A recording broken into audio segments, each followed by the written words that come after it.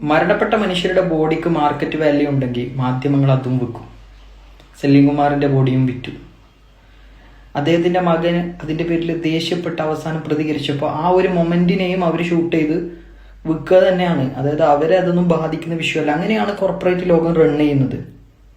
അത് മാധ്യമങ്ങൾ മാത്രമല്ല, എന്തിനേയും, കുട്ടികളെ, സ്ത്രീകളുടെ ശരീരത്തെ, സകലതിനെയും ആകാശത്തെ കയറിട്ട് പിടിച്ച് താഴേക്ക് കൊണ്ടുവരാൻ പറ്റുമെങ്കിൽ അവരതും കൊണ്ടുവന്ന് വെക്കും.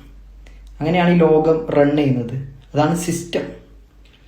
അതിൽ പെട്ടതാണ് പൊളിറ്റിക്സ്, അതിൽ പെട്ടതാണ് മാധ്യമങ്ങൾ, അതിൽ പെട്ടതാണ് നമ്മൾ കാണുന്ന പല കാര്യങ്ങളും, യുദ്ധങ്ങളും, ആയുധ കച്ചവടമൊക്കെ. ഈ വ്യവസ്ഥിതിയാണ് പൊളിക്കേണ്ടത്. അതെങ്ങനെ പൊളിക്കുക എന്ന് വെച്ചാൽ ഇറ്റ് വാസ് നോട്ട് ഈസി. മനുഷ്യര്, രക്തസാക്ഷികളൊക്കെ എന്താ ചെയ്തത്? ആരോടാ യുദ്ധം ചെയ്തത്? എന്തിനാ മരിച്ചു എന്നൊക്കെയുള്ള ചോദ്യം ഇപ്പോഴാണ് പ്രസക്തം.